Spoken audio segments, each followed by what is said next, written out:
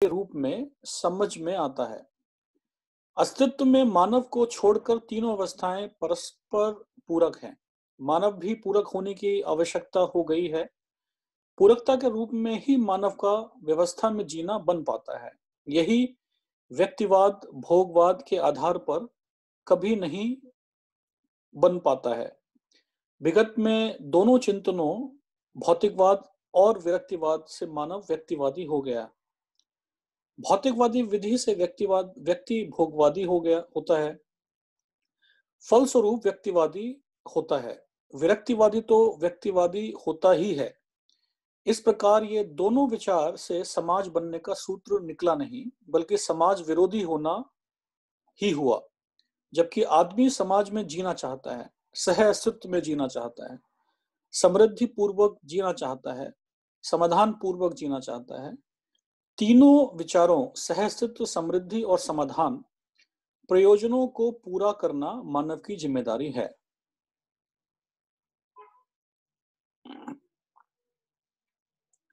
Shall we discuss about this or?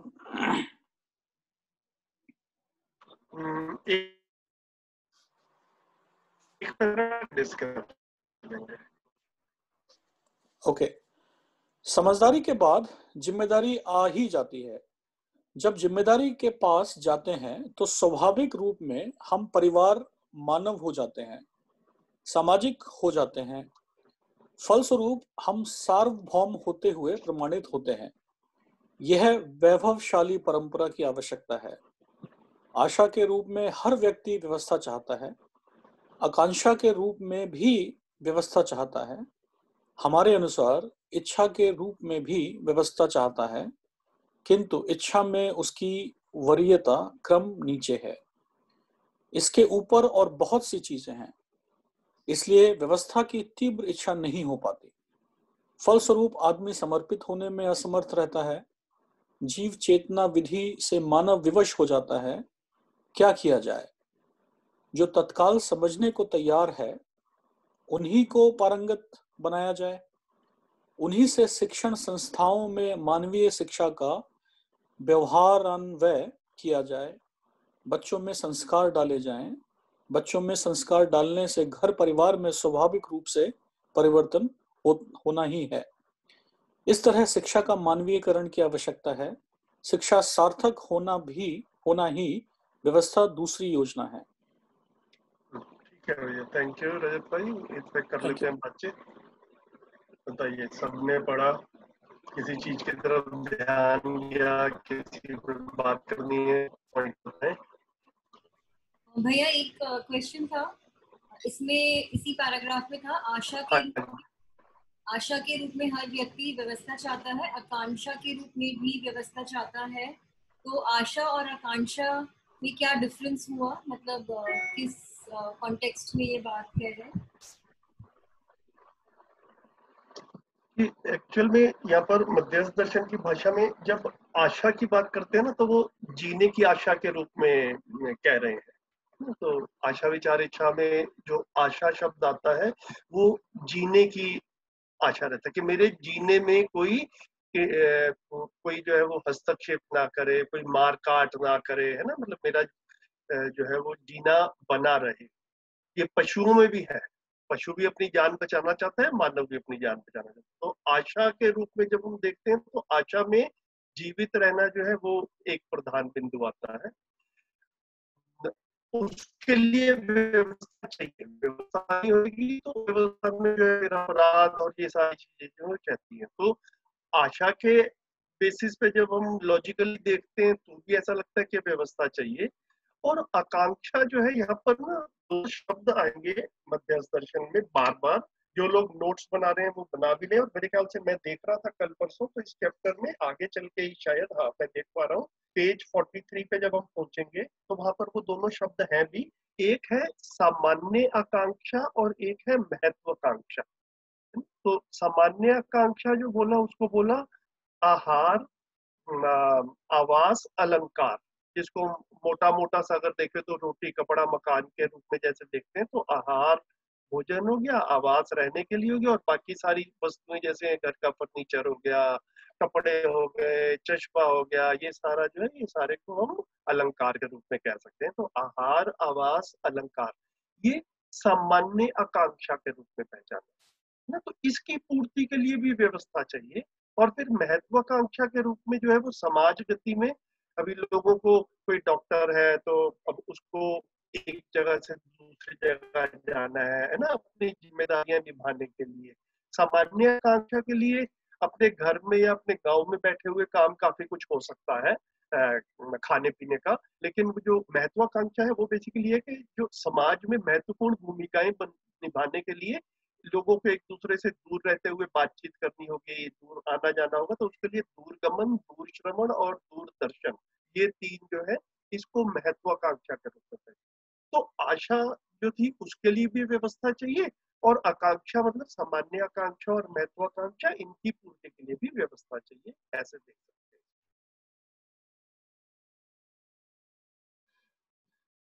जी धन्यवाद भैया। हैं। एक, हाँ जी बताइए। संजीव भैया, इसके जो पहले पेज 39 पर जो पैराग्राफ है जिसमें ये बोला गया है कि मानव शरीर वंश है और जीवन और मानव के बीच में, मतलब मानव का कोई इसमें योगदान नहीं है ना। अब वो आप थोड़ा सा अपनी भाषा में एक बार एक्सप्लेन कर दीजिए। एक सेकंड में उसको हाईलाइट कर लूं, कौन सा सेकंड पैराग्राफ है? हाँ जी, यही वाला जो आपने अभी हाँ, दिखाया।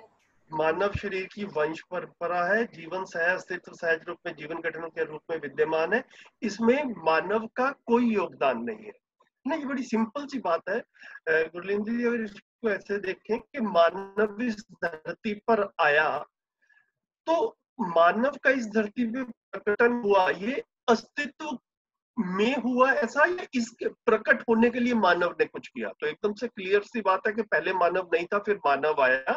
तो ये अस्तित्व सहज व्यवस्था के अंतर्गत जैसे चार अवस्थाएं हैं, पदार्थ अवस्था, पदार्थ अवस्था के बाद में प्राणावस्था, प्राणावस्था के बाद में जीव अवस्था, जीव अवस्था के बाद में ज्ञान अवस्था, इनका एक सीक्वेंस में समय के अनुसार जैसे जैसे भौगोलिक परिस्थितियां जो है वो फेवरेबल हुई, इन सब का वन आफ्टर द अदर प्रकटन हुआ। तो इस प्रकटन में मानव का कोई योगदान नहीं है, ये इसको सिर्फ इतना सा ही कह रहे हैं। हम आप इस धरती पर आए, उसमें हमारा कोई योगदान नहीं है ना।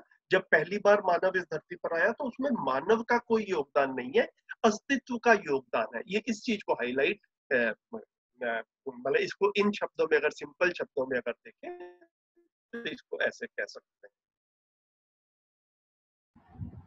तो इसमें ये क्यों कह रहे हैं शरीर में मानव परंपरा का योगदान है, मतलब हाँ, अब एक बार प्रकटन हो गया तो उसके बाद में अब पीढ़ी दर पीढ़ी जो चल रही है, तो उसमें मानव परंपरा का योगदान है। हर पीढ़ी में मम्मी पापा है, फिर बच्चे पैदा होते हैं, फिर वो बच्चे बड़े होते हैं, अगली पीढ़ी में फिर वो मम्मी पापा बनते हैं। तो ये इसको परंपरा के रूप में बनाए रखने में मानव का योगदान है, ऐसा कह जी। और भैया जो जीवन है वो शरीर के थ्रू जो है वो अपने आप को एस्टैब्लिश क्यों करना चाहता है? ऐसा इसके अंदर एक लाइन आया था कि जो जीवन है वो अपने आप को एस्टैब्लिश करना चाहता है।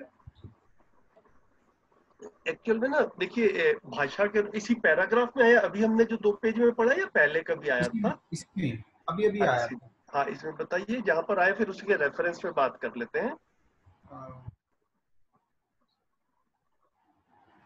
शुरू में था जब स्टार्ट किया था पढ़ना, आई थिंक तभी आया था। स्टार्ट तो यहाँ से किया था, नैतिकता का मूल तत्व से शुरू। हाँ, यहाँ तो नहीं आया है, इसके बाद में देख लेते हैं।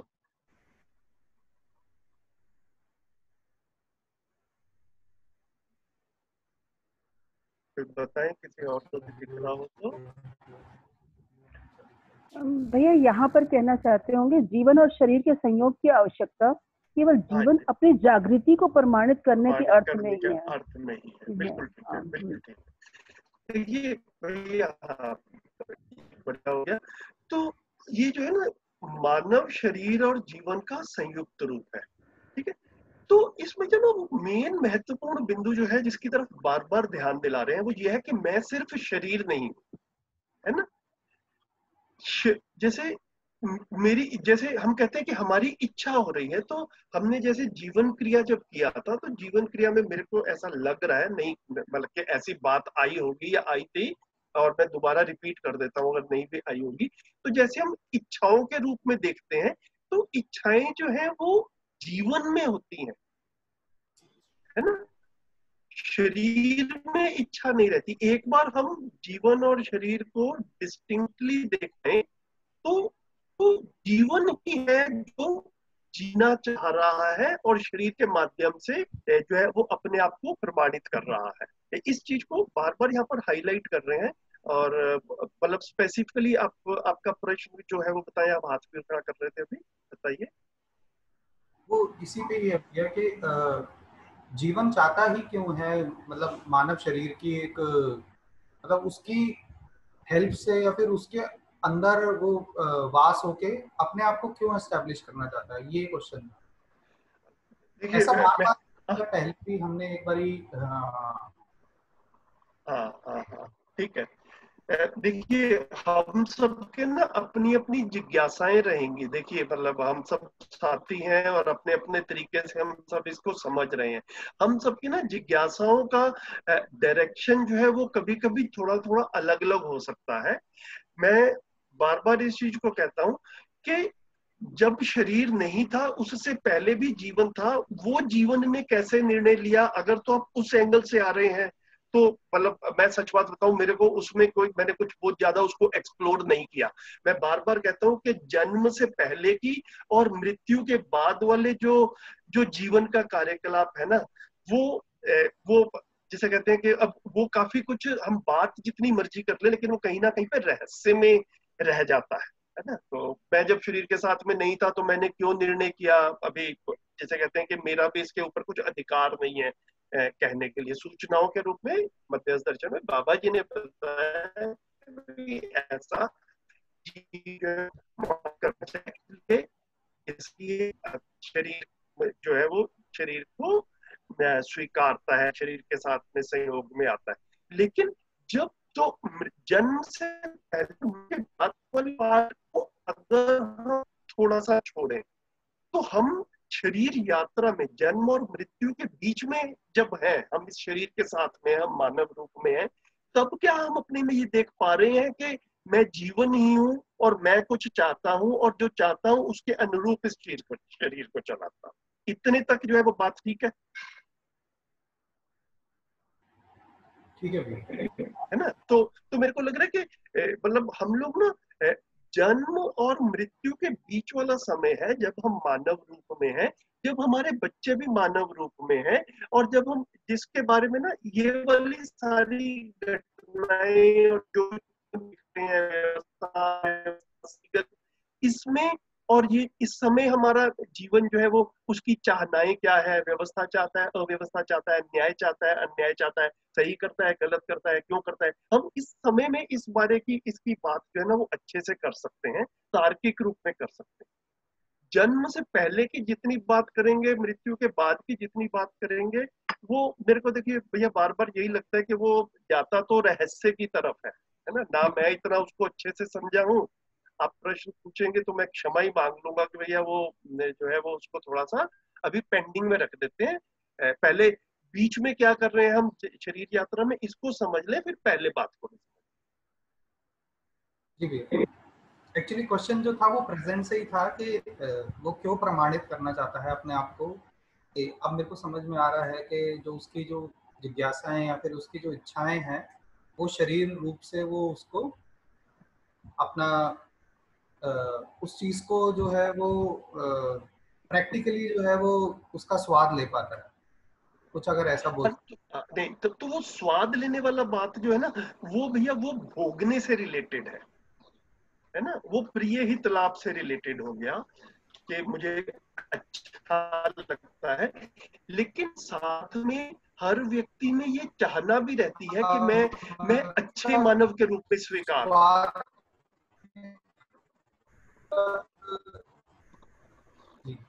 एक्सपीरियंस कर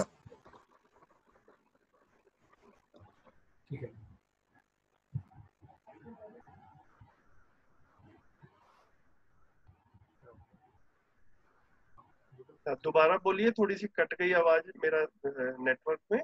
एक्सपीरियंस, आपने कुछ एक्सपीरियंस शब्द बोला था।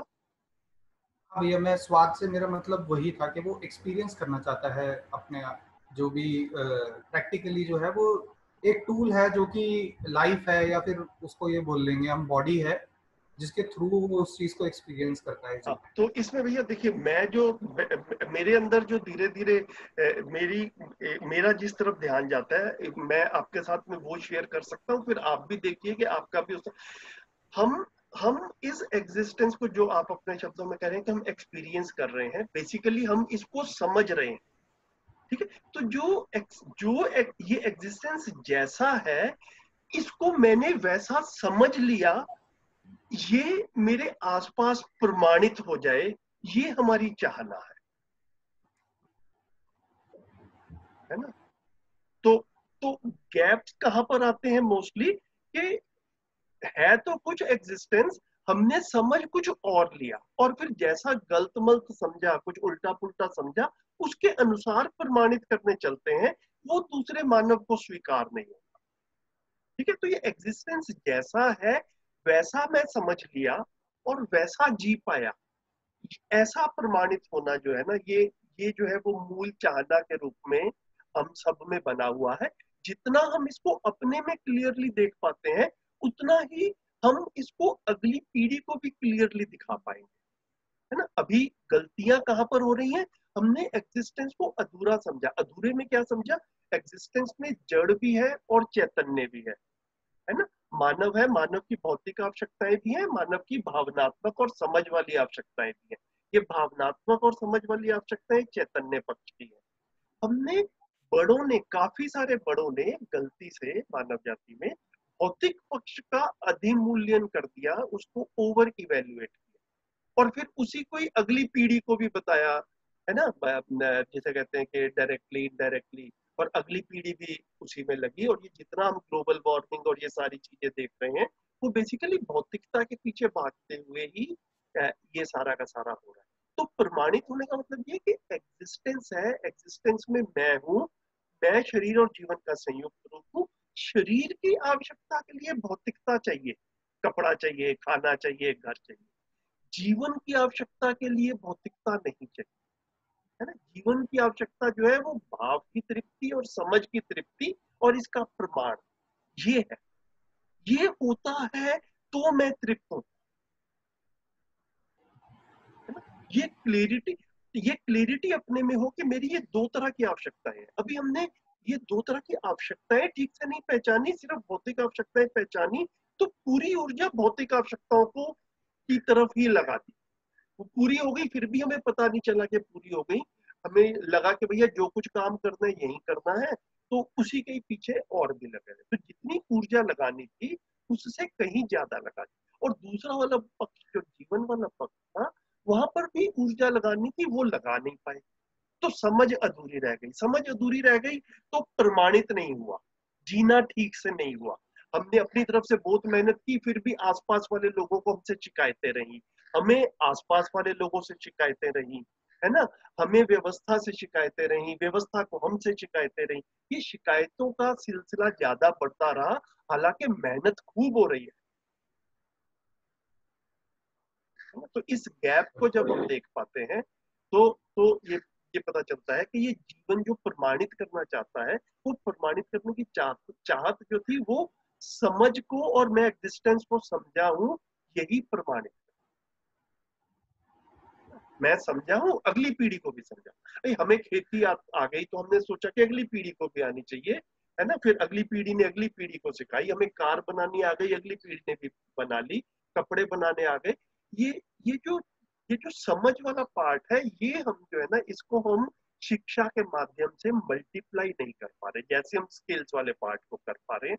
इसी को प्रमाणिक होना शेष है। ये मध्यस्थ दर्शन में बाबा जी ने एक कंप्लीट पिक्चर के रूप में बताया दिया। अभी ना हम लोग मैनेजमेंट की भाषा में काफी बार ऐसे शब्द यूज करते हैं कि look at the big picture, है ना। तो वो बिग पिक्चर जो होती है, वो बिग पिक्चर में भी लगता है कि भैया मैं अभी स्मॉल पिक्चर देख रहा था, अब को मेरा मैनेजर जो है या मेरा सीईओ मेरे को बिग पिक्चर दिखा रहा है। लेकिन यहाँ पर बाबा जी कह रहे हैं स्मॉल या बिग पिक्चर से काम नहीं चलेगा, कंप्लीट पिक्चर देखनी पड़ेगी, है ना। कंप्लीट पिक्चर क्या है? पूरा एग्जिस्टेंस ही कंप्लीट पिक्चर, उससे कम में काम चलने वाला। और शायद भैया इसमें ना एक बात ये आती है, या तो हम सोचते हैं शरीर की नीड्स है या हम भाव की नीड्स है, ये दोनों को एक साथ लेना ना ये काफी नया सा एक अनुभव है, जहाँ आप डिफरेंट मतलब फिर आसान है एक ही तरफ झुक जाए ना, ये दोनों के साथ चलते हुए ही एक काफी नया एक रूप देता है फिर जीने का। मतलब आपको शायद ये पता नहीं आपने शब्द क्या यूज किया कि भैया एक नया साल लग रहा है, तो शायद थोड़ी मुश्किल हो रही है। मेरे को सच बात बताओ, मेरा जब इस तरफ ध्यान गया तो मुझे काफी रिलैक्सिंग सा लगा, है ना। It was very relieving actually, बड़ी राहत सी मिली। ऐसा लगा कि हम तो बहुत सारी ऊर्जा भौतिकता की तरफ, पैसा कमाने की तरफ, उस तरफ जो मेहनत लगा रहे थे, सडनली एक दिन आंख खुली और ऐसा पता चला कि भैया इतनी ऊर्जा की तो वहां जरूरत ही नहीं थी जितनी लगा रहे थे। और फिर बाद में थकान भी महसूस हो रही थी और अनफुलफिलमेंट भी महसूस हो रही थी। तो जैसे ही इतनी ऊर्जा की जरूरत नहीं है, उतने समय वहां लगाने की जरूरत नहीं है, वो जो समय बचता है उसको बड़ी आसानी से फिर हम ये संबंधों में और समझ के लिए लगा पाते हैं। पहले तो सारी ऊर्जा वहीं पे ही निचुड़ जाते थे हम लोग, सुबह से शाम तक ऑफिस में, बिजनेस में जो भी कर रहे हैं।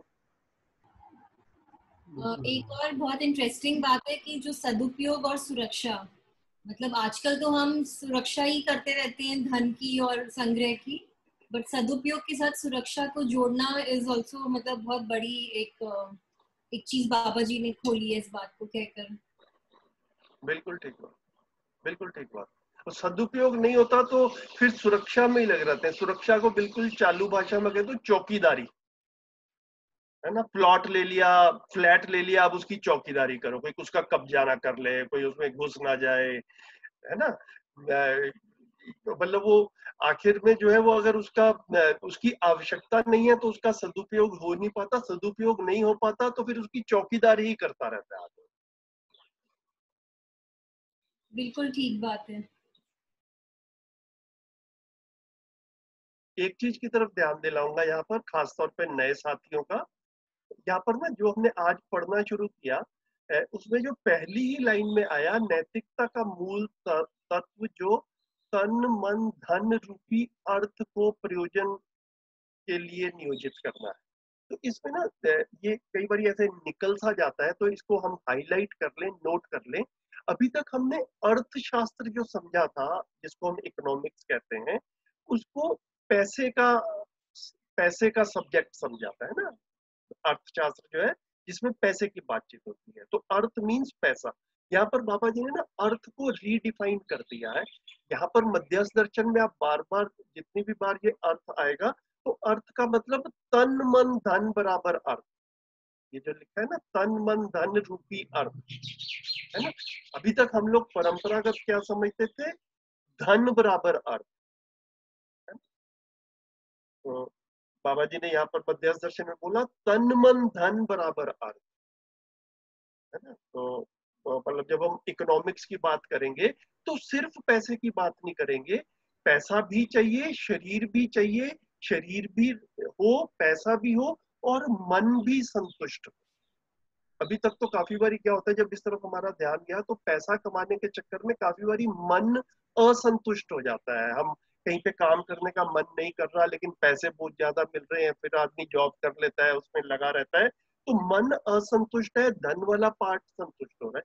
बाबा जी ने कहा यहाँ पर तन मन धन ही अर्थ है ना। मतलब ये हम अपने में देखें कि अब हम जो है इकोनॉमिक्स को कैसे देखेंगे। सिर्फ पैसे को मैक्सिमाइज करना है, बेशक देश के लेवल पे देखें, बेशक इंडिविजुअल के लेवल पे देखें, घर की भी पॉलिसी ऐसी बने कि सिर्फ पैसे को मैक्सिमाइज करना है, या तन का भी, मन का भी और धन का भी संतुलन बना रहे घर में, सबकी हेल्थ भी ठीक हो, सबके मन भी शांत हो और सबके पास में वस्तुओं की कमी भी ना हो। ये वाला एलिमेंट चाहिए, या धन मैक्सिमाइज करना है, तन और मन बेशक खराब हो। ये जो है प्रश्न के रूप में हम अपने में सोच सकते हैं और देख भी सकते हैं कि अभी तक हमारा सोचने का तरीका कैसा था, फिर उसमें अगर कुछ लगे कि मतलब कुछ विकल्प के रूप में यहाँ पर आ ही गया है। बहुत बढ़िया भैया। इससे एक ओपनिंग हो रही है कि मतलब एक अपने लेवल पे तो ठीक है, मगर एक कंट्री या फिर एक वर्ल्ड एज अ होल के लेवल पे भी अगर देखा जाए तो हम हमेशा इकोनॉमिक्स के अंदर जो है वो मॉनेटरी टर्म्स में ही कैलकुलेट करते हैं। बिल्कुल। कंट्रीज ऐसी हैं जो कि बहुत रेयर, जो मैंने सुना है शायद एक भूटान ही है जो ग्रॉस डोमेस्टिक हैप्पीनेस पे बात करती है। तो आई थिंक अगर सारी कंट्रीज इकोनॉमिक्स को उस तरीके से समझें जिसमें तन भी हो और मन भी हो ऐड, तो ये प्रॉब्लम्स हैं वो पूरी रेडिकेट हो सकती हैं, ऐसा लग रहा है। बिल्कुल।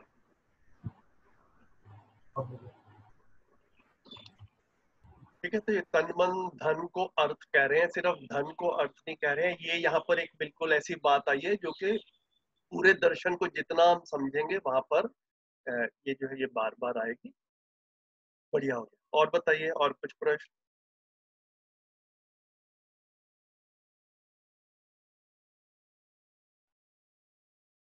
इसी में ही वो जो है नीचे चल के ये व्यक्तिवाद और भोगवाद ये भी आया। तो विगत के दोनों चिंतन, ये भी बाबा जी ने बार बार कहा है कि मानव के इतिहास में सुखी होने के जो दो प्रयास हुए हैं उनको दो ही कैटेगरी में रख सकते हैं। एक भक्ति विरक्ति वाला, ईश्वर के महिमा वाला कि भैया वो ईश्वर की भक्ति करें तो सुखी होंगे, और दूसरा जो है भौतिकता में भोग में सुख है, एक ये वाली विचारधारा है। इन दो में रखते हैं। तो भौतिकता विधि से व्यक्ति भोगवादी होता है, ये तो बिल्कुल जाहिर सी बात है ना। और जिसे कहते हैं फलस्वरूप व्यक्तिवादी हो जाता है, मतलब उसमें जो है वो सर्व शुभ की कामना नहीं रहती। फिर कंपटीशन, भौतिकता वाली में कंपटीशन शुरू हो जाता है, भैया मेरे को भी मैक्सिमाइज करना है आपका सुख और बाकी लोगों को भी अपना अपना करना है, तो फिर कंपटीशन होएगा और मुझे अपना सुख मैक्सिमाइज करना है, ऐसे में दूसरे छूट जाते हैं। ये वाला रास्ता सर्वशुभ की तरफ जाता ही नहीं है। और तो ये व्यक्तिवादी हो गया। व्यक्तिवादी क्या हो गया? जिसमें सर्वशुभ नहीं रह गया, तो वो नैरो रह गया। नैरो जितना होते जाते हैं वो व्यक्तिवादिता की तरफ जाते हैं। फिर विरक्तिवादी है। विरक्तिवादी तो बाबा जी कह रहे हैं वो तो है ही व्यक्तिवादी, उसने तो वैसे ही दुनिया छोड़ दी और ईश्वर के पीछे आ गया। ठीक है, तो दोनों तरफ से समाज छूट गया। समाज तो सब साथ साथ चलते तब होता। भोगवाद में आदमी वैसे इंडिविजुअलिटी की तरफ रहा, नैरो रहा, और विरक्तिवादी व्यक्ति ने वैसे ही समाज को छोड़ दिया और ईश्वर की तरफ जो अपना मुंह कर लिया। तो इन दोनों विचारों से समाज बनने का सूत्र निकला नहीं। ये जो है वो बाबा जी कह रहे हैं। और जीना हमको समाज में ही है, व्यवस्थाएं जो है वो सामाजिक स्तर पर ही बनेंगी।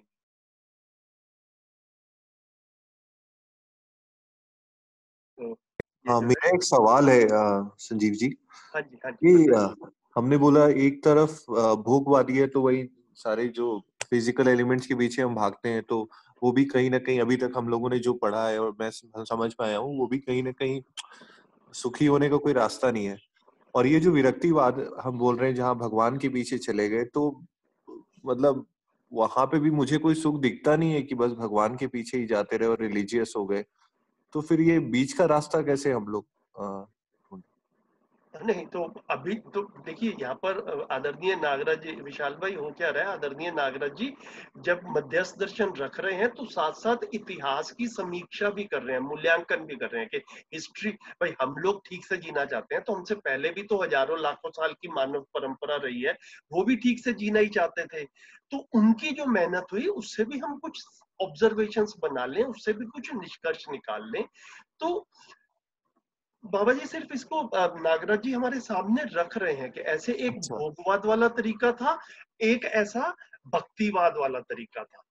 ठीक है, तो अब इससे मिला नहीं मिला, ये जो उस रास्ते पे चले वो वही बताएंगे, लेकिन मिला होता तो हमें परंपरा के रूप में भी दिखता, तो परंपरा के रूप में तो नहीं बना है ना। और हम लोग कॉन्टेम्परेरी वर्ल्ड में जब जी रहे हैं तो हम भी अपने में देख पाए, तो हम भी ऐसा ही कर रहे हैं। एक्चुअल में ये जो पुस्तक हम पढ़ रहे हैं इसी में कुछ पेजेस पहले ऐसा जिक्र आया भी था, मेरे को याद है कि बाबा जी ने शब्द यूज किए हैं कि जब इससे पैर ठंडे पड़ जाते हैं तो उस तरफ चला जाता है, और उधर से पैर ठंडे पड़ जाते हैं तो इस तरफ आ जाता है। ऐसा कुछ किसी पेज पे इसी पुस्तक में हमने कुछ पेजेस पहले पढ़ा था कि ईश्वरवाद से जब जो है वो पैर ठंडे पड़ गए तो भौतिकवाद की तरफ आ गया, और यहाँ पे मन नहीं लगा तो ईश्वरवाद की तरफ चला गया, और इस झूले में ही मानव जाति इतिहास में झूलती रही है, और एक आदमी शरीर यात्रा में भी कई बार झूलता ही रहता है।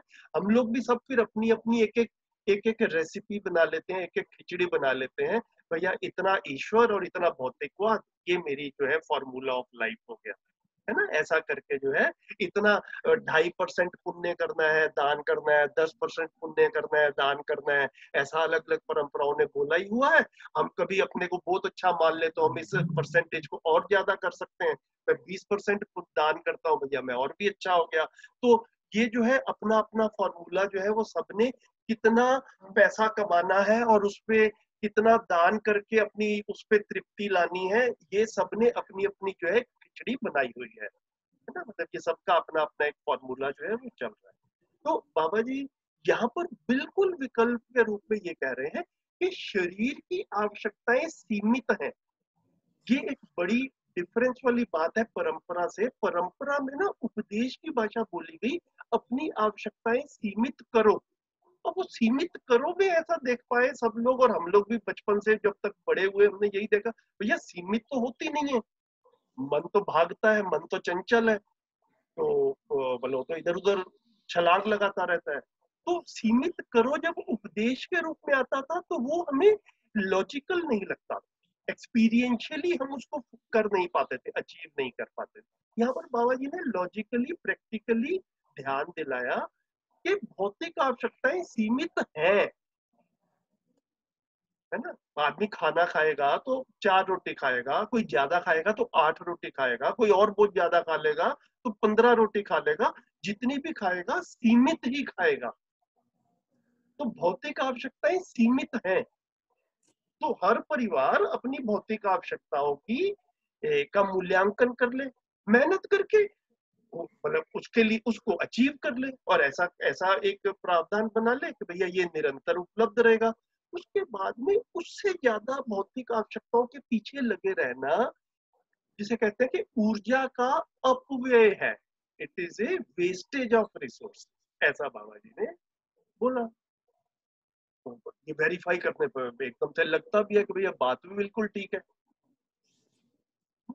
तो भौतिक आवश्यकताएं सीमित हैं, इसको जितना हम प्रैक्टिकली देख पाते हैं तो फिर पता चलता है कि भैया उतना तो काम कर भी लिया जाए, उससे ज्यादा क्या करते हैं, उससे ज्यादा जो करना है फिर वो भाव के लिए और समझ के लिए करना है। फिर समय निकल आता है उसके लिए, फिर वो प्रायोरिटी में भी आता है। भाई कम से कम मैं इसको ऐसे देख पाया, अपनी फैमिली में देख पाया, है ना। मेरी वाइफ है रितु, वो भी इन सेशंस में साथ में जुड़ी रहती है, हम बच्चों के साथ में, हमारे 2 कॉलेज जाते हुए बच्चे हैं। मतलब हम लोग अच्छे से पिछले 5-6 साल से ऐसा देखा कि हमने मेहनत से बात की तो ये लॉजिकली ना अगली पीढ़ी तक भी बात हम कर पाते हैं। इससे पहले जो बातें हम सुनते थे आत्मा परमात्मा वाली, वो अगली पीढ़ी तक भैया पहुंचती नहीं थी। और हमारे मम्मी पापा हमको भी नहीं समझा पाए आत्मा परमात्मा। आत्मा होती है भैया, आत्मा होती है, ठीक है, मैं करूं क्या आत्मा का। तो वो मतलब वहीं पे ही आके जो है वो ऐसा लगता था एक रोड ब्लॉक सा आ गया। तो भी ये जीवन है, जीवन पे मुझे काम करना है, मैं इसको समझ सकता हूँ, मैं कर सकता हूँ। ये मध्यस्थ दर्शन में विशाल भाई ये बिल्कुल क्लैरिटी जो है ना ये निकल कर आ रही भैया। अच्छा कोई और बोल रहा है? Thank you. एक चीज पूछनी थी एज अ मतलब एक लर्निंग के तौर पे, जैसे कि आप बड़े हैं मेरे से और फैमिली को जरा थोड़ा सा अच्छे से समझते होंगे, तो अगर जो अनड्यू जो इनसिक्योरिटीज होती हैं, जैसे कि कोई मेडिकल ये हो गया या कुछ भी, मतलब तो उसके लिए कैसे अगर भौतिकता का एक चीज है उसको उसका मूल्यांकन करके हमने सोच लिया, मगर बाकी जो उसके लिए कैसे प्रिपरेशन या फिर उसके लिए कैसे रखते हैं माइंडसेट? तो ये ना ये डिपेंड करता है, जितना आदमी अपने आप को शरीर मानकर जीता है उतना उसको मेडिकल इमरजेंसीज की चिंता भी ज्यादा रहती है, क्योंकि मेडिकल इमरजेंसीज शरीर को ही पड़ती है। बढ़िया भैया। है ना। तो जितना हम अपने को शरीर और जीवन के संयुक्त रूप में देख पाते हैं, जितना हम शरीर नश्वर है इसको जितना क्लियरली स्वीकार पाते हैं, उतना ना इस शरीर से मोह कम होता है। तो शरीर को मरने के लिए नहीं छोड़ देना है, शरीर का ध्यान रखना है, मेडिकल इमरजेंसीज का भी ध्यान रखना है, लेकिन उन मेडिकल इमरजेंसीज की भी भैया कोई सीमा तो होगी ना। अपने में एक एक एक सोच लिया जाए भैया कि एक 10 लाख का 20 लाख का मेडिकल इंश्योरेंस करवा लो। अब शहरों में रहते हुए जिस तरह की व्यवस्थाएं बनी हुई है ना, तो वो मेडिकल इंश्योरेंस की जो प्राइस आती है उसको आप अपने जीने के प्राइस में इंक्लूड कर लीजिए। तो एकदम से ऐसा निकल कर आएगा कि भैया ये मैनेजेबल सा लगता है, जब अदरवाइज अनमैनेजेबल ही लगता है कि भैया पता नहीं मेरे को कितने चाहिए होंगे, मेरे को ये शरीर हमेशा बना के रखना है। तो ये शरीर हमेशा नहीं बना के रखना है, शरीर अपने आप भी बना रहता है। कुछ दुर्घटनाएं वगैरह हो, बीमारी वगैरह हो, उसके लिए जैसी व्यवस्थाएं बनी हो उनमें एक अच्छा सा आप हर परिवार अपने में डिसाइड करेगा। आप अपने परिवार के साथ, जैसे हमने अपने परिवार का डिसाइड किया, एक डिसेंट सा मेडिकल इंश्योरेंस ले लीजिए। आप म्यूट है भैया। हाँ जी, बहुत बढ़िया भैया। भैया इसी से जुड़कर मेरे मन में ये बात आ रही है कि आप जीवन का जीने के जो कॉस्ट करें, तो मार्केट में तो बहुत चीज अवेलेबल है ना, 1000 रुपए की भी है, 700 की भी है, 500 की भी है और 400 क्या चीज है 400 की 500? जैसे मैं मान लूं एक सिंपल कुछ कपड़ा लेना है, वो कपड़ा आपको कपड़ा लेना है, वो आपको मार्केट में तो हर कॉस्ट का मिलेगा ना। बिल्कुल ठीक है, बिल्कुल ठीक है। तो जब आप जीने की कॉस्ट की बात करते हैं तो वहाँ ये समझ का अटैच होना, जो हम सम्मान की बात करते हैं कि ज्यादा लेना सम्मान ज्यादा, कम लेना कम सम्मान लेना, या जरूरत उपयोगिता के हिसाब से लेना, ये अगर क्लैरिटी नहीं है तो फिर आप उसमें भी झूला एग्जैक्टली उसी में ही उलझ जाता है आदमी। मतलब वो अगर अब देखिए, सम्मान तो मैक्सिमम चाहिए, निरंतर चाहिए। तो अगर सम्मान कपड़े से आएगा, सम्मान मोबाइल से आएगा, तो मतलब फिर जो है वो पैसा बहुत ज्यादा चाहिए, फिर आदमी फिर उस चक्रव्यूह में फंस जाता है। जितनी क्लियरली हम ये देख पाते हैं कि भैया मैं दिल से पैसे वाले का सम्मान नहीं करता, मैं तो दिल से अच्छे आचरण वाले व्यक्ति का सम्मान करता। जितनी क्लियरली हम ये देख पाते हैं, जितनी क्लियरली हस्बैंड वाइफ आपस में ये तालमेल बैठा के ये आपस में स्पष्टता बनती है, उतना वो अपनी गृहस्थी की गाड़ी को ठीक ट्रैक पे चला पाता। सही आचरण अगर मैंने उस चीज को सही आचरण मैंने मतलब अपने आचरण में वो ले आया मैं चीज, मगर लोग मेरा सम्मान करेंगे ऐसा भी कुछ नहीं है। ये जो अभी तक क्या होता है कि अभी ना हमें ये सम्मान भी लोगों से चाहिए, ठीक है। तो एक स्व मूल्यांकन होता है, एक मैं अपना मूल्यांकन करके भी अपना सम्मान करता है ना। वो जो पीछे हमने स्वायत्त मानव की बात की थी ना, तो स्वायत्त मानव में जो था स्वयं के प्रति विश्वास, जो वो पहला स्टेप है। जब रजत भाई ने बोला था कि भैया ये इसको मैंने अपनी जिंदगी में अपना लिया है, ये 5 पॉइंट मेरे को बड़े अच्छे लगे, उसमें से सबसे पहला पॉइंट ही ये था, स्वयं के प्रति विश्वास। तो वो स्वयं के प्रति विश्वास ही है कि भैया मैं अस्तित्व को समझता हूँ, ये अस्तित्व ऐसा ही है जैसा मैंने समझ लिया है और मैं इसके अनुसार जी रहा हूं, ठीक है। बाकी के मेरे आसपास 100 लोग हैं, 1000 लोग हैं, पूरा देश है, इनको नहीं समझ में आया है, ये गलत तरीके से चले, ये गाड़ी से सम्मान ले रहे हैं, ये घर से सम्मान ले रहे हैं।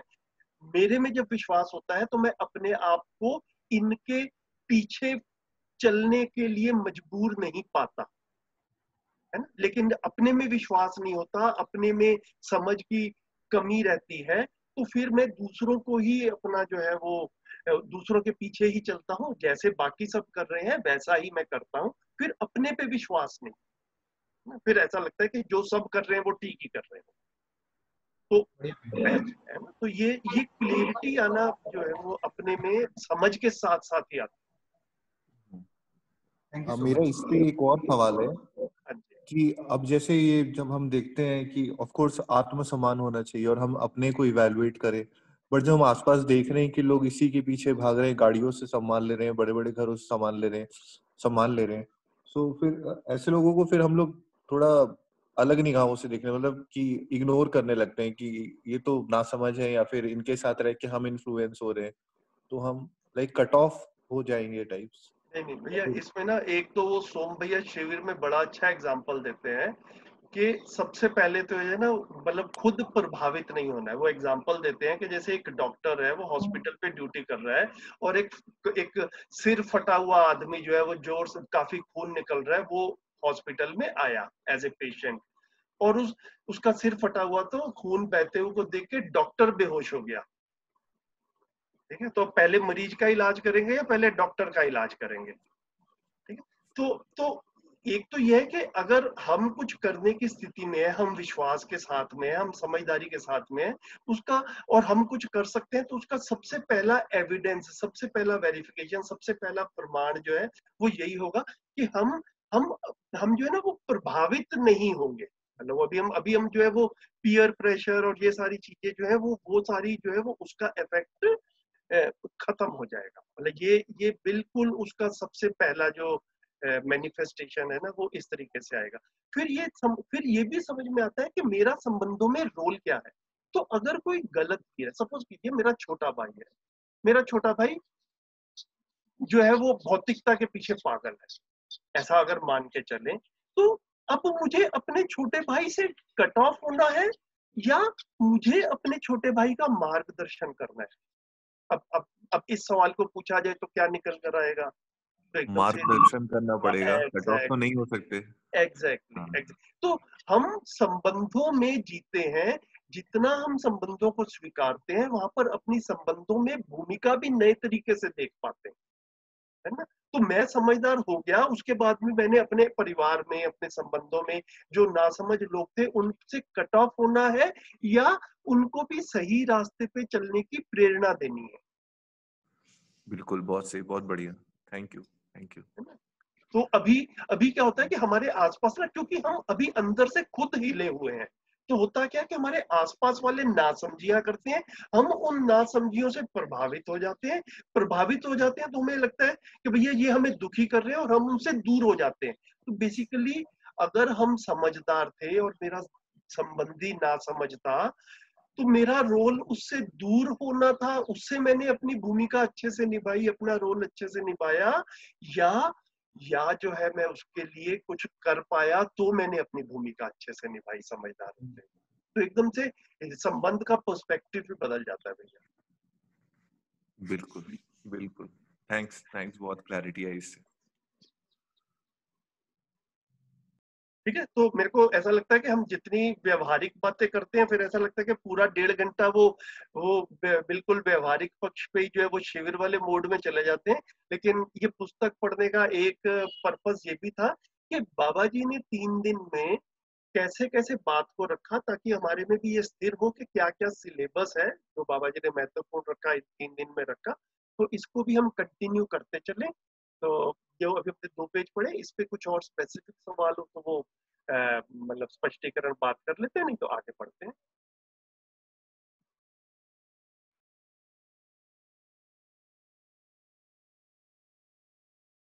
सुनील खेड़वा जी बोल रहे थे, वो पढ़ेंगे भैया, शुरू करेंगे?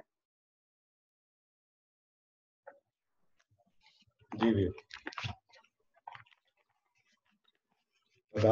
पदार्थ अवस्था, प्राणावस्था, जीवावस्था की इकाइयां मानव के लिए पूरक हैं, किंतु मानव उनके लिए पूरक होना विचाराधीन है। उसको पूरा करने की आवश्यकता है, तभी मानव का व्यवस्था में जीने का प्रमाण मिल पाएगा। जागृत जीवन सहज मूल्य है, सुख, शांति, संतोष, आनंद। जीवन सहज मूल्य से मानव लक्ष्य सफल होता है। मानव लक्ष्य है समाधान, समृद्धि, अभय व सह अस्तित्व। मानव लक्ष्य प्रमाणित होता है, जीवन मूल्य प्रमाणित होता है। समाधान बराबर सुख। जहां जहां हम समाधानित रहते हैं वहां वहां सुख का अनुभव करते हैं। जहां पर समाधानित नहीं है वहां हम पीड़ित होते हैं। उसके बाद परिवार में हम जीते हैं, समाधान समृद्धि पूर्वक प्रमाणित होने की स्थिति में शांति अनुभव करते हैं। व्यवस्था के जीने के अर्थ में संतोष, आनंद अनुभव करते हैं। अपनी समझदारी को प्रमाणित करने के अर्थ में आनंद अनुभव करते हैं। इस प्रकार इसमें हम सब प्रमाणित हो पाते हैं, तब परंपरा में समझदारी सहज प्रमाण रहेगी। इस क्रम में हम सुख, शांति, संतोष, आनंद को अनुभव करने योग्य हैं। जीवन अक्षय बल, अक्षय शक्ति संपन्न है। इस विधि से समाधान के बाद समाधान को प्रकाशित, प्रमाणित निरंतर करते ही रहते हैं और जीवन तृप्त बना ही रहता है। जीवन स्थिति में बल व गति में शक्ति है।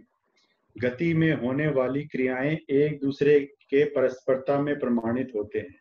स्थिति में रहने पर क्रियाओं का अनुभव होता है। हम जितने भी आस्वादन किए हैं, इससे हम तृप्त हुए कि नहीं, यह हमको पता लगता है। जितना हम तुलन किए, उससे हमको तथ्य मिला कि नहीं, सच्चाई को हम साक्षात्कार अनुभव पूर्वक चिंतन किया, बोध विधि से चिंतन किया, अनुभव किया। इससे तथ्य मिला कि इस बारे में हम निरंतर प्रयोजन के अर्थ में परीक्षण करते रहते हैं। परीक्षण करना ही होगा, करेंगे ही, दूसरा कोई रास्ता नहीं है। इन पांचों अवस्थाओं में तृप्ति ही कुल मिलाकर सतत सुखी होने का रास्ता बनता है। इसी को सुख, शांति, संतोष, आनंद नाम देते हैं। इन्हीं पांच अवस्थाओं में प्रमाणित होने से मानव का वैभव स्वयं में स्वराज्य के रूप में प्रतिष्ठित रहता है। मानव मानवीयता से परिपूर्ण होकर वैभवित होना ही राज्य का मतलब है। व्यवस्था में जीना ही राज्य है, स्वराज्य है। स्वयं प्रेरित होकर व्यवस्था में जीना ही स्वराज्य है। इस प्रकार से मानवीयतापूर्ण आचरण ही इसकी व्याख्या है। स्वयं में, परिवार में, समाज में, प्रकृति में, व्यवस्था में जो संबंध है, उसको सार्थक बनाएगा, यही मानव की जागृति सहज वैभव है। संबंध और मूल्यों को सार्थक बनाने के क्रम में ही हम वर्तमान में विश्वास कर पाते हैं। संबंधों को पहचानते नहीं हैं तो वर्तमान में जीते नहीं हैं, तो विगत में ही जीत जाते हैं। विगत वर्तमान होता नहीं, विगत के साथ जीना बनता नहीं। भविष्य को सोचते हैं, भविष्य भी वर्तमान होता नहीं। इस तरह से आदमी को कहीं ठौर मिलता नहीं, फलस्वरूप भटकता रहता है। भटकना कोई चाहता नहीं है। परंपरा में दिशा और लक्ष्य निर्देश की व्यवस्था है नहीं। हर मानव चेतना विकास मूल्य शिक्षा से ही समझदार होकर प्रमाणित परंपरा हो सकता है। हर मानव के आचरण में आ सकता है और मानवत्व मूल्यांकित हो पाता है। मानव को समझदारी को सफल बनाना है, यही उसका वैभव है, यही मानव का ऐश्वर्य है।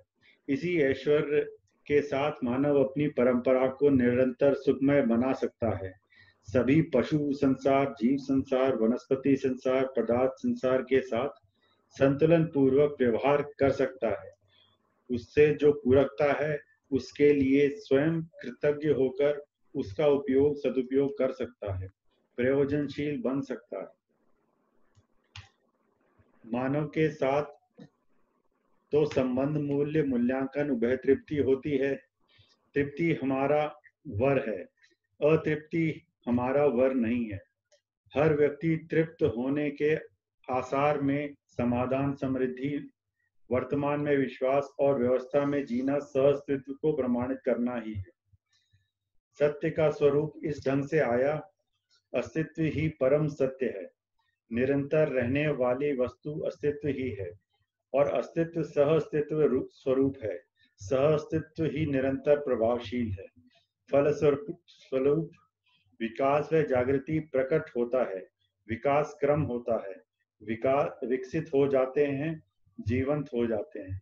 विकास क्रम में भौतिक रासायनिक वस्तु के रूप में निरंतर कार्यरत है। जीवन कितनी संख्या में होना है, इसका निश्चयन भी सहअस्तित्व सहज विधि से आता है। भ्रमित मानव क्रम से आता नहीं। अस्तित्व स्वयं अपनी विधि से चारों अवस्थाओं को प्रकाशित कर चुका है। इसमें मानव का कोई योगदान नहीं। मानव स्वयं को अन्य प्रकृति के साथ पूरक होने के प्रमाण के रूप में प्रमाणित नहीं कर पाया, बल्कि उल्टे शोषण करता रहा। शोषण से मानव कैसे सुखी होने की कामना किया, यह सोचने का मुद्दा है। शोषण से सुखी होने के बारे में जब सब राज्य, सब समुदाय, सब धर्म, अधिकांश परिवार सोचते हैं। जहां तक राज्य और समुदाय की मान्यता है, शोषण पूर्वक ही सुखी हो सकता है। आज तक यही अंतिम बात है और विज्ञान भी इसका समर्थक है कि संघर्ष और शोषण पूर्वक ही मानव अपने अस्तित्व को बचाए रख सकता है। अस्तित्व से यहाँ मतलब अपनी जातीय समुदाय से है।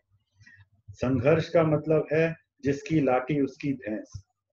संघर्ष करना ही विकास माना जाता है। जो देश ज्यादा युद्ध कर सकता है, ज्यादा व्यापार बुद्धि का उपयोग कर पाते हैं, ज्यादा शोषण कर सकता है, उसे विकसित देश कहा जाता है। जबकि विकसित देश वही है जो जागृत हो गया है, व्यवस्था में है, समाधानित है, समृद्ध है, अपने में विश्वास करता है, सहअस्तित्व को समझता है। जीवन को समझने वाला और जीवन अस्तित्व को समझने वाला तरीका भिन्न है। जहां तक भौतिक रासायनिक वस्तुएं हैं, इनको हम प्रयोग पूर्वक उपयोगिता के आधार पर पहचान लेते हैं।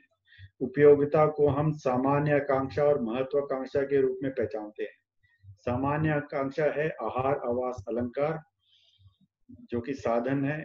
महत्वाकांक्षा है दूरगमन, दूरश्रवण, दूरदर्शन। इसमें अधिकांश भाग तो पहचान लिए गए हैं, उत्पादन भी कर लिए गए हैं। इसको सर्वसुलभ करने का प्रयत्न भी व्यापार विधि से किए हैं। व्यापार विधि में लाभ की प्रतीक्षा रहती ही है। जीवन रुक जाते हैं भैया,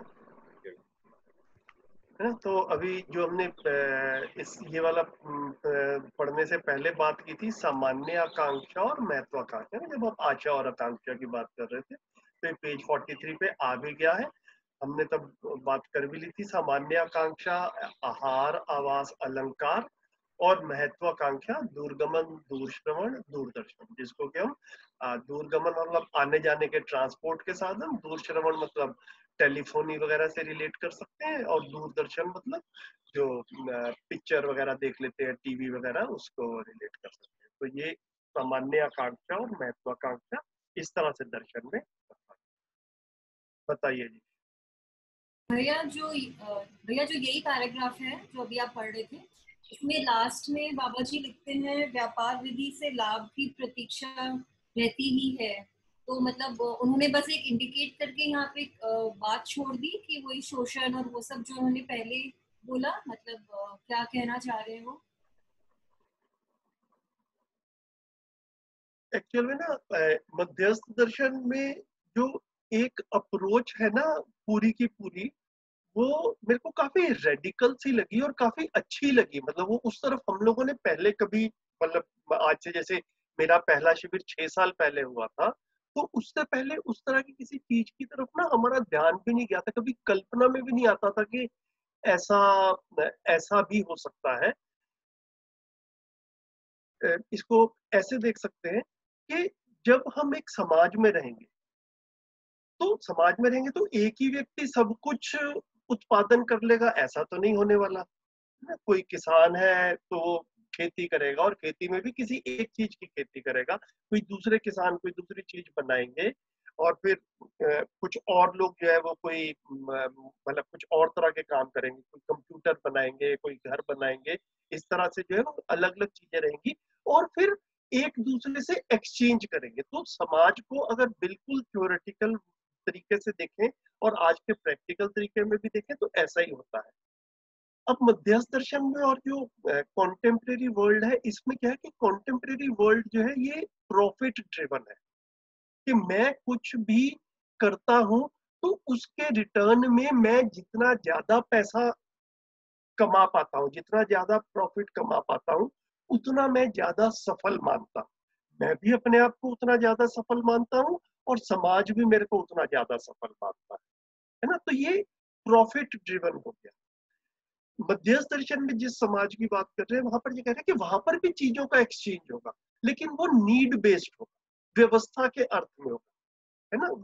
वो प्रॉफिट ड्रिवन नहीं होगा। और बाबा जी ने इस चीज को बड़ी आसानी से रखा भी है, और मैं इसको अपने में देख पाया कि जहां जहां पर हम संबंध स्वीकार लेते हैं, वहां वहां पर हमारा हमारा मोटिव जो है वो प्रॉफिट नहीं रह जाता है ना। जितना हम संबंधों का फैलाव देखते हैं, उतना हम देखते हैं कि जहां जहां हमने अभी भी जितना हम जी रहे हैं, जहां जहां पर संबंध पहचान लेते हैं, जैसे अगर मैं अपने बच्चे के साथ संबंध पहचाना हुआ हूँ, अपने भाई बहन से संबंध पहचाना हुआ हूँ, स्वीकारा हुआ हूँ, अपने किन्हीं फास्ट फ्रेंड्स के साथ में अपना संबंध स्वीकारा हुआ हूँ, तो फिर किन्हीं भी ट्रांसेक्शन हो, मेरा कुछ बिजनेस हो, तो ऐसी कोशिश नहीं रहती कि इनसे जो है मैं अपना प्रॉफिट मैक्सिमाइज करूं, है ना। ये हम अपने में बड़ी क्लियरली देख ही पाते हैं। तो वो मैक्सिमाइजेशन ऑफ प्रॉफिट कहाँ पर होता है फिर? जहां पर सब जिनको अपना नहीं माना है, वहां से लगता है कि मैक्सिमाइजेशन ऑफ प्रॉफिट है। तो यहाँ पर मध्यस्थ दर्शन में इसी चीज की तरफ इशारा कर रहे हैं बार बार कि मानव रूप में हम सब समान है। तो जितना क्लियरली हम इस चीज को देख पाते हैं, वहां पर अपने में ये फील आ जाता है कि भैया किसी भी मानव का शोषण करना मेरे को खुद को भी ठीक नहीं लगता, है ना। ये व्यवस्था सहज नहीं है।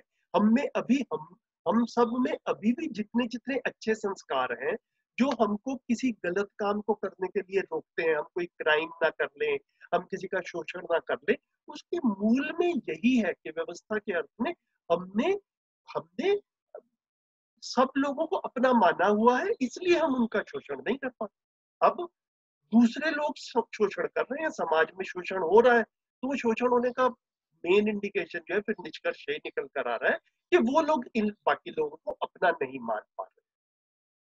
तो वो अपना पराया की दीवारें बनी हुई हैं, उसी से ही सारा ये जो है वो लाभोन्माद, भोगोन्माद, कामोन्माद, ये सारी की सारी जो तीन उन्माद जो है बाबा जी बार बार लिखे हैं, वो उसी का ही जो है वो उन्हीं कारणों से जो है वो निकल कर आ रहा है।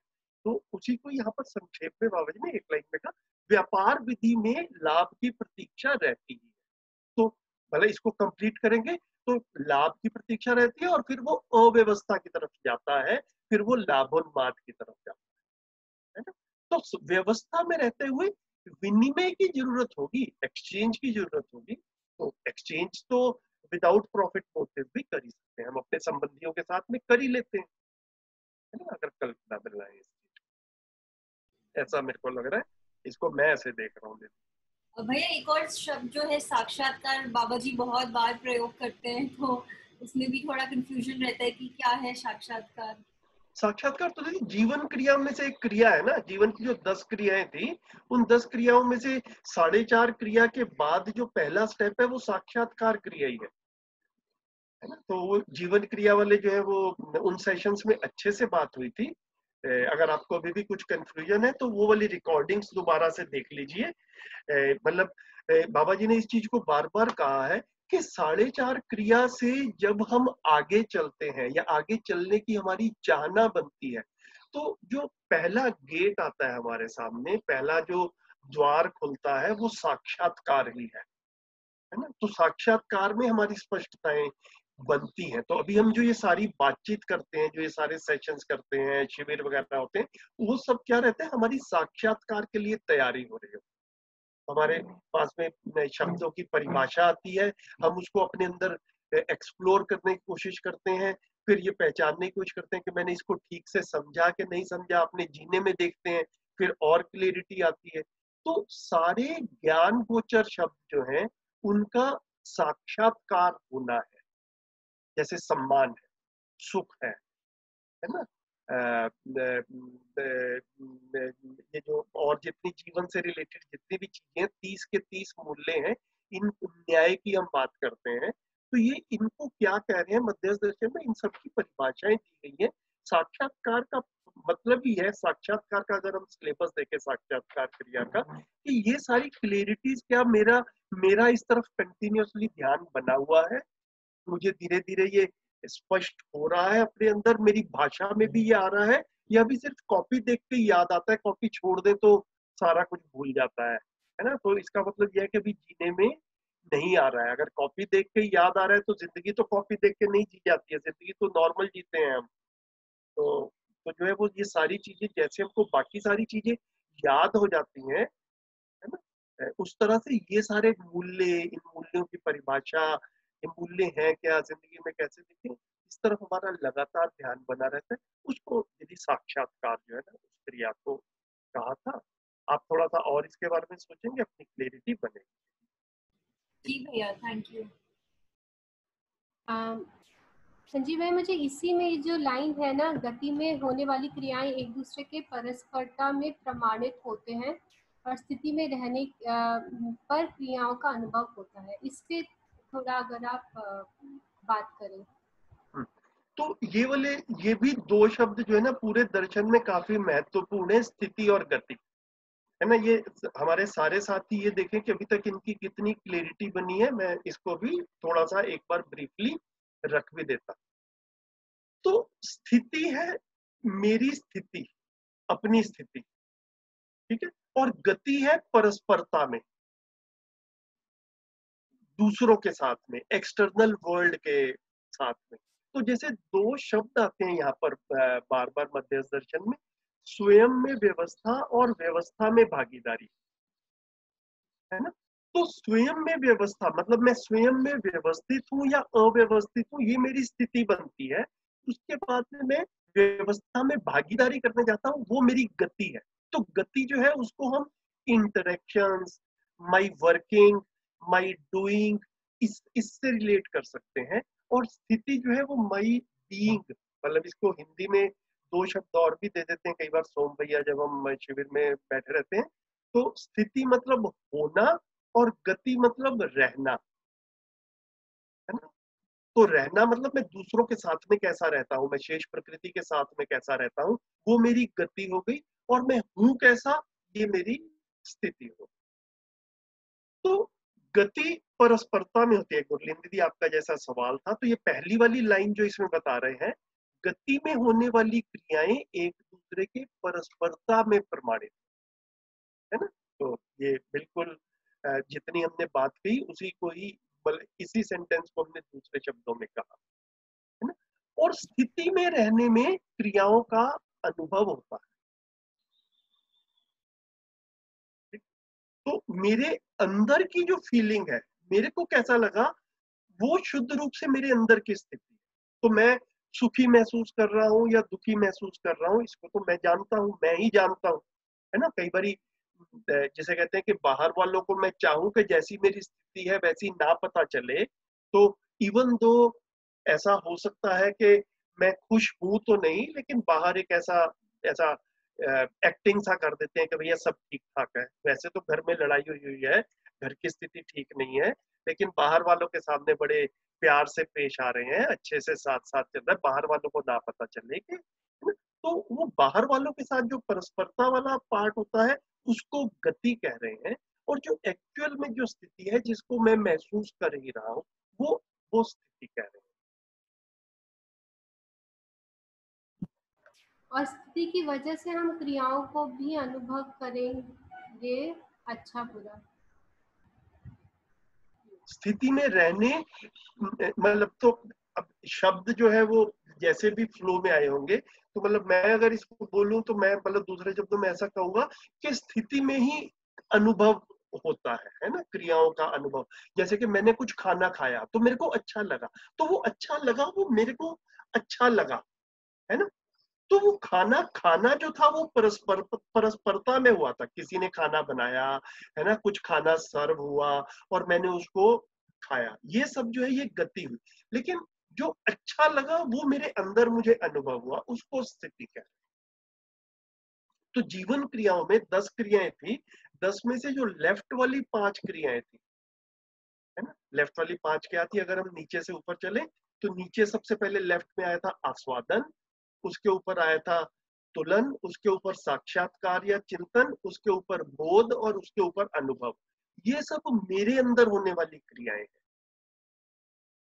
फिर राइट साइड में जो आया था आस्वादन के साथ आया था चयन। तो चयन क्या है, मैं बाहर सिलेक्शन करता हूँ, है ना। फिर वृत्ति में आया था विश्लेषण, मैं परिस्थितियों का विश्लेषण करता हूँ, है ना। तो और उसके ऊपर आया चित्रण, तो चित्रण जो है वो बाहर जो कुछ हो रहा होता है उसके चित्रण बनते हैं। तो ये जो राइट साइड वाली है वो परस्परता में या एक्सटर्नल वर्ल्ड के साथ में है। जो लेफ्ट साइड वाली 5 क्रियाएं थी वो मेरे अंदर। थैंक यू भैया।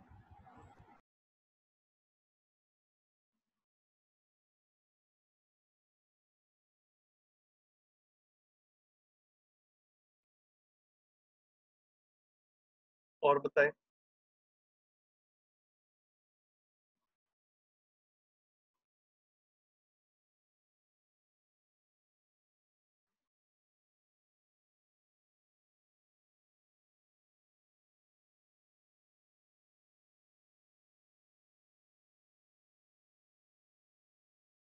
विनीता जी, आप भी पूरा शांत बैठे रहते हैं, आपने भी इतने अध्ययन सत्र किए हैं, आप भी थोड़ा सा अनम्यूट करके कुछ कुछ प्रकाश डाल दीजिए साथ में। दीदी नमस्ते भैया। नमस्ते नमस्ते। नहीं, ऐसे अभी कुछ मुझे लगा नहीं कुछ शेयरिंग करने का, आप इतने अच्छे से समझा रहे थे। तो जितने पुराने साथी हैं जो अध्ययन सत्र वगैरह किए हैं, तो वो जहाँ जहाँ पर खुद को लगे कि भाई हाँ किसी चीज को अपने शब्दों में अच्छे से रख सकते हैं, वो please feel free to participate. जी जरूर जरूर जरूर।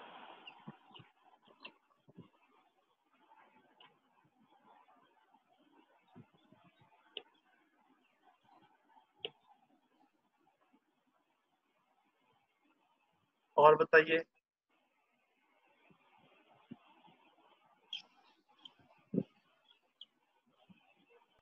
ये भी अपने अंदर जो है ना कंटिन्यूअसली ऑब्जर्व करने की चीज है। देखिए ये बाबा जी ने ये भी एक बहुत अच्छे से बताया कि शरीर थकता है, जीवन थकता नहीं है। जीवन अक्षय बल अक्षय शक्ति संपन्न है। मतलब ये ये भी जितना हम अपने में फील कर पाते हैं, मुझे लगता है कि ये भी काफी अपने को समझने में जो है ना मतलब काफी एक इसका एक कंट्रीब्यूशन है इस पार्ट का।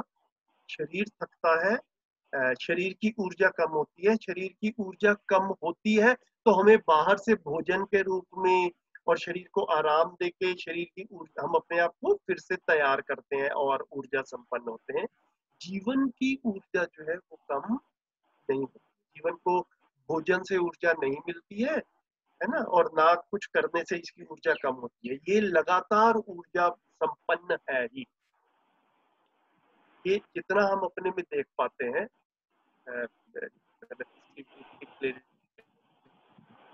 बनने से भी काफी आसानी रहती है सारी चीजों को समझने में। जिस स्थिति और गति की आप बात कर रहे थे गुरलीन दीदी, वही ये बल और शक्ति भी रिलेट होता है वहां पर। स्थिति जो है उसी को बल के साथ में रिलेट कर रहे हैं और गति को शक्ति के साथ में रिलेट।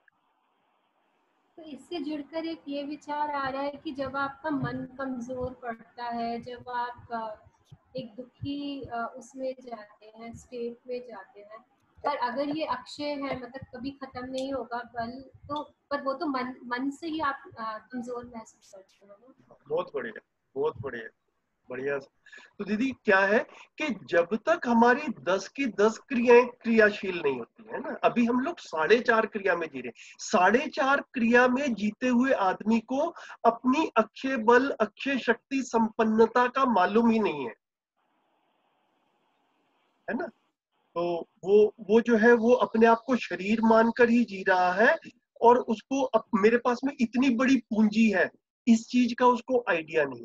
तो जितना हम जीवन को समझते हैं, और जीवन को समझने का जो बाबा जी ने 10 क्रियाओं वाला मॉडल बताया, मतलब मेरे को तो काफी लॉजिकल सा लगता है। और मैं जितना अपने में उसको ऑब्जर्व करने की कोशिश करता हूँ, अपने आसपास भी करने की कोशिश करता हूँ, वो लगता भी है कि हाँ बिल्कुल ऐसा ही फिट मॉडल है। बिल्कुल मतलब इट्स ए रियल मॉडल। ऐसा ही जीवन जो है वो हम है ही।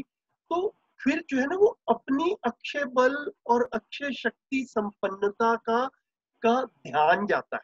यही अपने में विश्वास के रूप में दिखता है। तो नासमझ आदमी जो है, जो भ्रमित आदमी है, वो उसका मनोबल कमजोर पड़ता है। समझदार आदमी का मनोबल नहीं कमजोर पड़ता। इस बात पे एक्चुअली एक जगह मैंने सुना भी था कि जब हम समाधानित नहीं होते तब हमारा मनोबल कमजोर हो जाता है, जब हमें समस्याओं से हम घिरे होते हैं। फिर जब हम समझदारी की तरफ जाते हैं तब हमें इस चीज का अनुभव, जैसे आपने बताया, 10 क्रियाएं भी हो गई और अक्षय बल का अनुभव होता है। हाँ। तो वो तो फिर भ्रम हुआ एक तरीके से कि आप कमजोर पड़ गए। हाँ, जब तक समझदारी नहीं है तब तक तो तब तक आप तो जब आदमी समझदार होता है तो अपनी समझ से अपने में विश्वास के साथ में जीता है।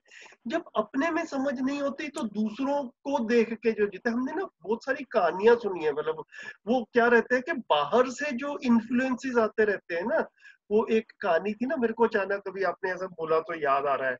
वो एक गधे के साथ में ना एक आदमी अपने बच्चे के साथ में जा रहा था कहीं पे, तो वो आदमी बैठा हुआ था गधे पे और बच्चा साथ में चल रहा था। तो किसी ने कह दिया कि भैया देखो कैसा अजीब सा आदमी है, बच्चे को चला रहा है और खुद गधे पे बैठा हुआ है।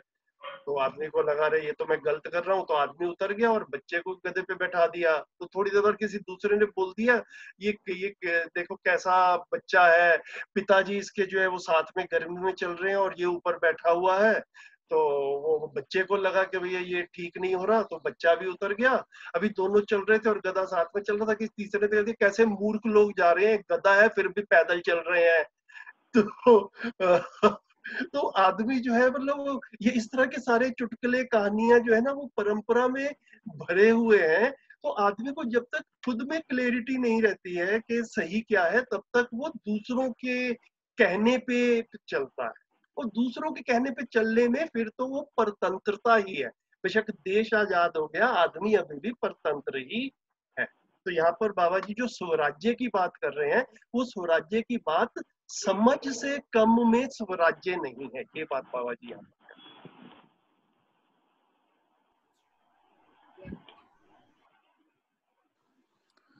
संजीव जी, जो 3 चीजें रखी हैं यहाँ पे महत्वाकांक्षा में, दूरगमन, दूरश्रवण और दूरदर्शन,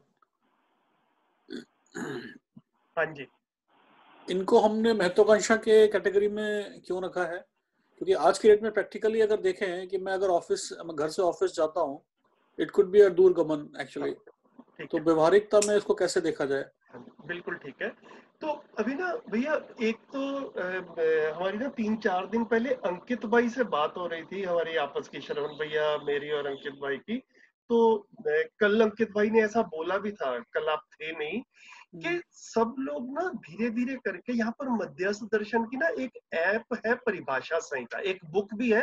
आप अगर डाउनलोड करें तो बुक के रूप में भी आ जाएगी, पीडीएफ में आपके पास में। लेकिन एंड्रॉयड डिवाइसेस पे, एंड्रॉयड फोन्स पे जो है वो परिभाषा संहिता का ऐप भी डेवलप्ड है। तो हमारे कुछ पुराने साथियों को अगर मालूम हो कि वो कैसे डाउनलोड हो सकता है तो शेयर कर दें क्या ग्रुप में?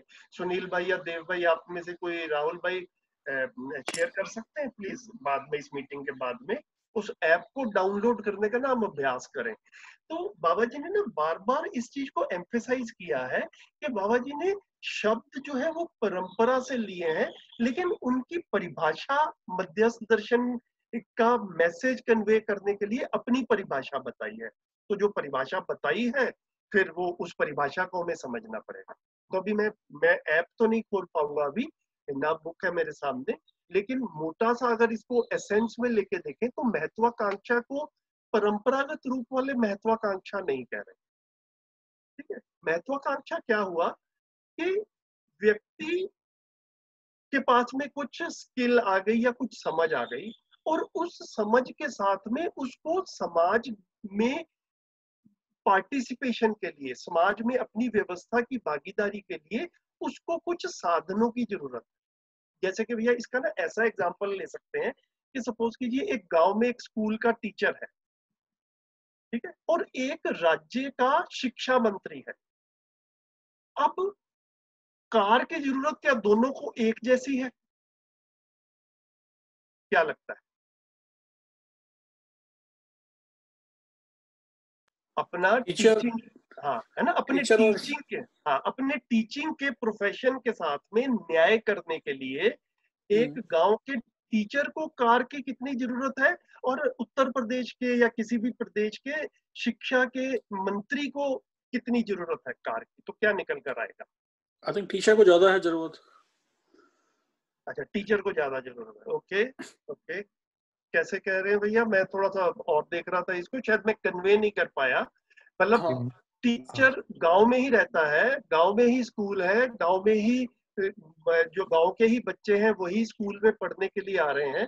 तो अगर अगर मतलब एज फैसिलिटीज हमको लगता है कि कुछ लोगों को ज्यादा फैसिलिटीज की जरूरत है, तो टीचर को कार की फैसिलिटीज की जरूरत पड़ेगी, या कोई पूरे एजुकेशन के डिस्ट्रिक्ट के लेवल पे शिक्षा के ऑफिशियल्स हैं या मंत्री वगैरह हैं जो जिन्होंने पूरी व्यवस्थाएं देखनी है, अलग अलग शहरों में जाके स्कूल वगैरह का इंस्पेक्शन करना है, वहाँ के व्यवस्थाएं देखनी है, उनको ज्यादा जरूरत होगी। इस एंगल से मैं जी, उस एंगल से आई थिंक जिसको व्यवस्था करनी है उनको उसको ज्यादा जरूरत है ना।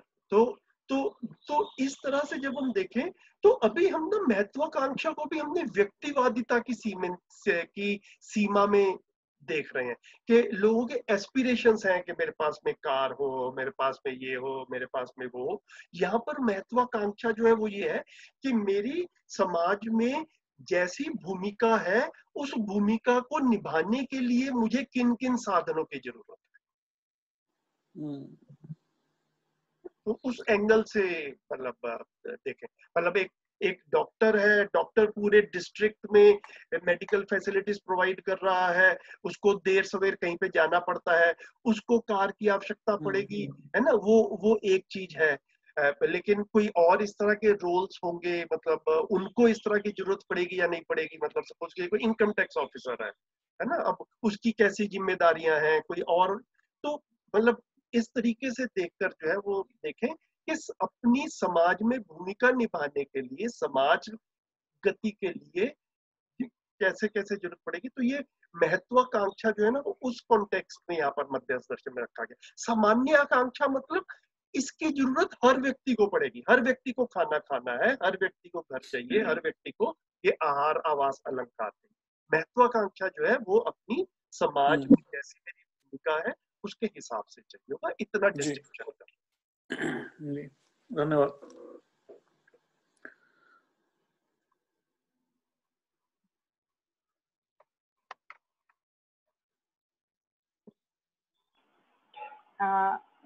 भैया, हाँ जी, हाँ जी।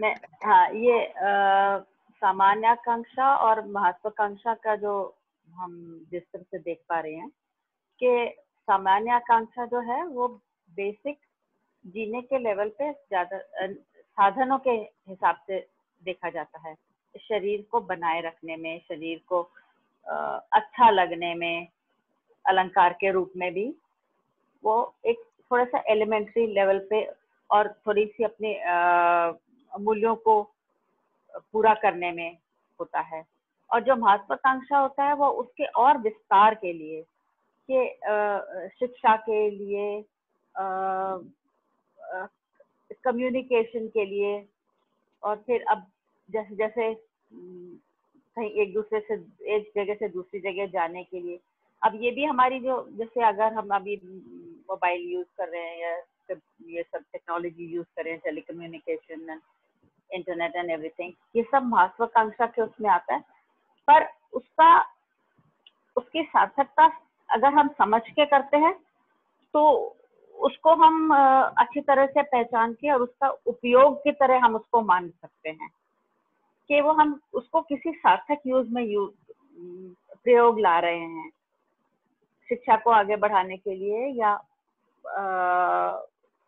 पूरी तरह से मूल्यों का निर्वाह करने के लिए। तो उस तरह से देखा जाता है, मैं समझ रही हूँ। जैसे नहीं दीदी, वो एंगल भी जो है वो बिल्कुल ठीक है कि जो अभी सदुपयोग करके भी एक शब्द आ रहा था, तो सदुपयोग जो है वो सदुपयोग भी यही है, जागृति के अर्थ में उपयोग करना। बिल्कुल, है ना। तो मतलब जिसे कहते हैं कि यही इंटरनेट है। इसी अब इंटरनेट इटसेल्फ हम उसको ये नहीं कह सकते कि ये ठीक है या गलत है। इसको ठीक तरीके से उपयोग किया जाएगा तो ये सदुपयोग हो जाएगा और इसी इंटरनेट का दुरुपयोग भी हो सकता है। बिल्कुल बिल्कुल, है ना। तो बेसिकली ये जो महत्वाकांक्षा है, ये महत्वाकांक्षा जागृति के अर्थ में, समाज गति के अर्थ में, बेसिकली समाज गति के अर्थ में, और समाज गति कर पाए उसकी तैयारी के लिए, जैसे शिक्षा के लिए यूज कर रहे हैं। अब बच्चे शिक्षा में इंटरनेट को यूज कर रहे हैं, शिक्षा में मोबाइल को यूज कर रहे हैं, तो ठीक है, तो वो बड़े होकर के फिर समाज गति में ही जो है वो पार्टिसिपेट करेंगे। तो जागृति के लिए, समाज गति के लिए। जब इस तरफ ध्यान नहीं जाता तो फिर वो भोगवाद की तरफ चला जाता है, फिर वो मनोरंजन की तरफ चला जाता है ना। फिर तो कार भी एंटरटेनमेंट का साधन बन जाती है। फिर एक जगह से दूसरी जगह जाने का प्रयोजन जो है वो काफी बार, बेशक हम एक ही शहर में एक जगह से दूसरी जगह जा रहे हो या एक देश से दूसरे देश भी जा रहे हो, जो भी टूरिज्म के लिए जा रहे हैं वो सारा बेसिकली मनोरंजन ही है ना। तो मतलब उसको देख लिया जाए, मतलब एस्पिरेशन के लेवल के ऊपर, ऐसा लगता है कि भैया एस्पिरेशंस है, लेकिन मतलब उससे समझदारी क्या बढ़ी, मतलब ये जो है वो देखने की बात है। क्योंकि उस सारी चीजों को समझदारी से रिलेट नहीं किया तो हम ग्लोबल वार्मिंग पे इस स्टेज पे पहुंच चुके हैं कि अब हमारे को मालूम नहीं है कि हमारे बच्चे या उनके बच्चों, हमारे बच्चों के बच्चों तक आते आते इस धरती की स्थिति क्या रहेगी। ये सारी गलतियां जो है वो सदुपयोग को ना पहचान कर ही हुई है। तो यार जो ये दूर श्रवण आता है, तो ये अखंड समाज सार्वभौम व्यवस्था के रूप में है क्या? मतलब जैसे मतलब पूरा वर्ल्ड यूनाइटेड रहे इसलिए दूर श्रवण एक इम्पोर्टेंट, इसमें मतलब 3 वर्ड्स है तो उनमें से एक ये है। देखिए वो जुड़ेगा तो सब कुछ अखंड समाज सार्वभौम व्यवस्था से, लेकिन बेसिकली यहाँ पर जो महत्वाकांक्षा है वो यही है कि समाज में अपनी भूमिका निभाने के लिए, है ना। अखंड समाज सार्वभौम व्यवस्था में लोगों को एक दूसरे से बातचीत भी करनी पड़ेगी, है ना, तो वो उसके लिए चाहिए होगा, मतलब वो जो अब सबको करनी पड़ेगी ये आवश्यक नहीं है, तो जिसको करनी पड़ेगी मतलब उसके लिए समाज में ये रहे। और मतलब ये जो है इस चीज का क्या दुरुपयोग क्या होता है कि किसी चीज की आवश्यकता नहीं है फिर भी वो चाहिए, वो दुरुपयोग की कैटेगरी में आ जाएगा।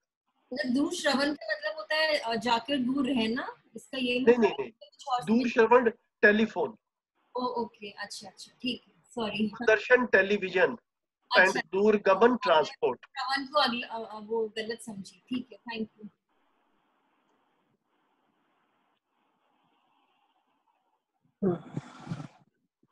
क्या यहाँ पर एक प्रश्न है, क्या महत्वाकांक्षा का यहाँ पर मतलब लग्जरी से तो नहीं है? किससे नहीं है? लग्जरी से, लग्जरी से नहीं, लग्जरी जो है वो तो परंपरागत सेंस में महत्वाकांक्षा को एस्पिरेशन या लग्जरी बोला गया है। यहाँ पर मध्यस्थ दर्शन में जो है वो महत्वाकांक्षा को ये बोला कि समाज में अपनी भूमिका निभाने के लिए, जागृति के लिए जो है, मतलब इन चीजों की जो जरूरत है इसको महत्वाकांक्षा कह रहे हैं। जो मेरा महत्व है उस महत्व को प्रमाणित कर पाऊं। एक डॉक्टर है ना, डॉक्टर को जो है वो अब पूरे डिस्ट्रिक्ट में अगर ट्रेवल करने की जरूरत पड़ती है और उसके पास में अब जैसे कहते हैं कि अब बोले कि भैया नहीं कार नहीं मिलेगी, तो वो डॉक्टर जो है वो अपना जो उसका महत्व था वो अपने महत्व को प्रमाणित नहीं कर सकता अगर वो बारिश में गर्मी में नहीं जा पाए। उसको भी साइकिल दे दिया जाए कि भैया तुम्हें भी साइकिल ही रहेगा, है ना। तो मतलब ऐसा हम देख पाए अगर कुछ ऐसी परिस्थितियां हो तो जिसकी जैसी महत्वपूर्ण भूमिका है ना, उसका स्किल सेट है, जो उसका रोल है, उसके लिए जो उसको आवश्यक है वो समाज ही प्रोवाइड करे, व्यवस्था ही प्रोवाइड करे। एक्चुअल में अगर हम देखें तो इन ए सेंस जो हमारी प्रिवेलिंग व्यवस्थाएं हैं उनके मूल में भी कॉन्सेप्ट यही रहा कि कुछ लोग जो सीनियर पोजीशंस पे हैं उनको कुछ फैसिलिटीज की जरूरत है ताकि वो अपनी भूमिका अच्छे से निभा पाए। दुर्घटना ये हो गई कि वो उन्होंने उसको भी अपने सम्मान का साधन मान लिया, है ना। तो भूमिका निभा रहे हैं या नहीं निभा रहे अलग चीज है, अपना मतलब जैसे कहते हैं कि उससे अपना सम्मान प्राप्त करना या उससे जो एंटरटेनमेंट वाला या एंजॉयमेंट वाला पार्ट है उसकी तरफ ज्यादा ध्यान चला गया, ये गलती हो गई। अदरवाइज ऐसे कॉन्सेप्ट तो यही था कि उनकी भूमिका बड़ी है, उस भूमिका के लिए उनको साधन वो समाज ही दे। बहुत अच्छा आपने समझा दिया कि महत्वाकांक्षा और महत्व की आकांक्षा में बिल्कुल। अच्छा। तो एक्चुअल में वो हो क्या रहा है, मैं इसको महत्व क्या, तो मुझे ऐसा लगता है जैसे कि समाज ने बोला कि भैया कोई महत्वपूर्ण व्यक्ति है तो सरकार ने उसकी तरफ से कार की एंटाइटलमेंट बना दी। अब काफी सारे लोगों को लगा कि भैया हम भी तेरे से कम नहीं है ना, मैं भी बताऊंगा कि मैं भी महत्वपूर्ण हूँ, तो मुझे सरकार ने नहीं दी कार, मैं अपने आप ही ले लूंगा, अब मैं तेरे से कम नहीं हूँ। तो ये वाला जो आ गया ना, तो हम तो मैं जो भूमिका निभा रहा था उसके लिए कार थी, मैं महत्वपूर्ण था, उसके लिए मुझे कार मिली, ये तो अस्तित्व सहज व्यवस्था थी। अभी उल्टा ले लिया भ्रमित मानव में, मेरे पास में कार है इसलिए मैं महत्वपूर्ण हूं, ऐसा निष्कर्ष उन्होंने निकाल लिया, है ना। तो मेरे पास में कार होने से मैं महत्वपूर्ण नहीं हो जाता, मैं महत्वपूर्ण हूं या नहीं हूं, ये मेन मुद्दा है। बहुत बढ़िया, बहुत बढ़िया, बहुत अच्छी तरह से समझा। Thank you. एक्चुअली महत्वाकांक्षाएं जो है हिस्ट्री में या हमारे जो भी कॉन्टेम्प्रेरी लिटरेचर है उसमें अपने आप में एक नेगेटिव कोनोटेशन आ जाता है कि अगर आपके पास कोई महत्वाकांक्षा है तो आप उसको पूरा करने में कुछ भी करेंगे, मतलब साम दाम दंड भेद कुछ भी लगाएंगे, उल्टा पुल्टा करता है आदमी। तो शायद वहां से ये इस शब्द का मतलब ही चेंज हो गया है एक्चुअली। हाँ बिल्कुल बिल्कुल। तो यहाँ पर ना भैया पूरे दर्शन में मेन काम यही करना है कि यहाँ पर जो शब्द है उस शब्द से जो रियलिटी इंडिकेट की जा रही है वो समझ में आने वाली चीज है। ये वाले शब्दों को अगर हम परंपरागत मीनिंग से जोड़ते हुए जितना लंबे समय तक चलेंगे उतना जो है वो अपने में कंफ्यूजन बना रहेगा।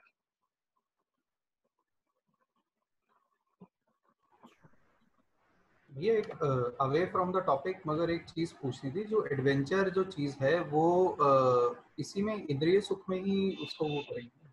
लोग भौतिकता को तो छोड़ देते हैं मगर एडवेंचर की ओर निकल जाते हैं, तो क्या उसको इंद्रिय सुख की तरफ ही देखा जाएगा या फिर उसको जीवन के सुख की तरफ देखा जाएगा?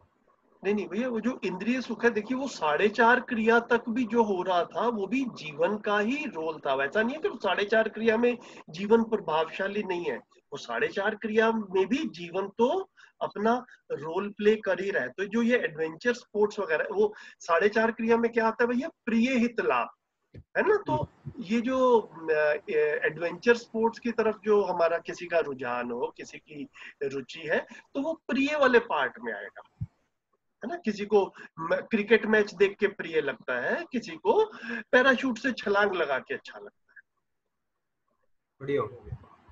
तो ये प्रिय वाली कैटेगरी में आ रहा है। एडवेंचर स्पोर्ट्स से आदमी समझदार हो जाता हो ऐसा कोई नियम नहीं है ना। तो वो 4.5 से 10 क्रिया में है वो काम था बेसिकली, तो उस तरफ ध्यान दिया जाए। बाकी सारा मनोरंजन है, टाइम पास है, जिंदा रहना है, बाकी सब ठीक है भैया। ये पेरेंटिंग देखो, आप सब लोग जो है ना यंग पेरेंट्स हो, आपके छोटे बच्चे हैं और आपका मन ऐसा, आपके अंदर से स्वयं से ये प्रेरणा आई है कि भैया parenting is a serious job और हमें इसको गंभीरता से लेना है। ये मैं इसको बड़ा सुखद रूप में देखता हूँ और मेरा हम सबका इसीलिए ये मन भी करता है कि आप सबके साथ में लंबी बातचीत की जाए और आपकी जितनी क्लैरिटी बन पाए ताकि आप अपनी पेरेंटिंग वाली भूमिका को अच्छे से निभा। तो आदमी इस धरती पे सिर्फ खाने पीने आया है, ये हमको अपने अंदर भी सोच के स्वीकार नहीं है। सिर्फ एंटरटेनमेंट के लिए आया है, ये हमको भी अपने अंदर सोच के स्वीकार नहीं है। लेकिन करना क्या था ये भी क्लियरिटी नहीं बनती है। तो यहाँ पर मध्यस्थ दर्शन में बिल्कुल क्लियर से निकल कर आया कि आदमी को समझदार बनना है, समझदार बनते हुए अपने परिवार का भी ध्यान रखना है, समाज का भी ध्यान रखना है।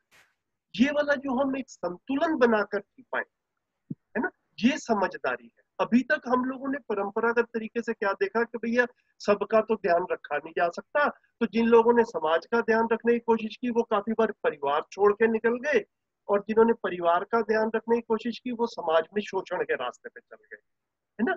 हमको ये दोनों ही संभावनाएं जो है ये अच्छी नहीं लगी हमें सबको इन दोनों फॉर्मूले से ही तृप्ति मिलने की संभावना नहीं लगी। तो ऐसा लगा कि भाई हाँ समाज के लिए भी कुछ करना है, अपने लिए भी कुछ करना है, अपनी फैमिली के लिए भी करना है, अपने बच्चों के लिए भी करना है। तो ये सारी समझदारी वाली जो बात है ये इसको इन टोटलिटी हैंडल करती है, ये कंप्लीट पिक्चर लेकर चलती है। ये जो है मतलब वो मेरे को जो है ना वो लगता है, ये मैनेजमेंट जहाँ तक वो बिग पिक्चर तक लेके जाता था, ये बिग से भी आके कंप्लीट पिक्चर पे ही संतुष्टि मिलती है, उससे कम में नहीं मिलती।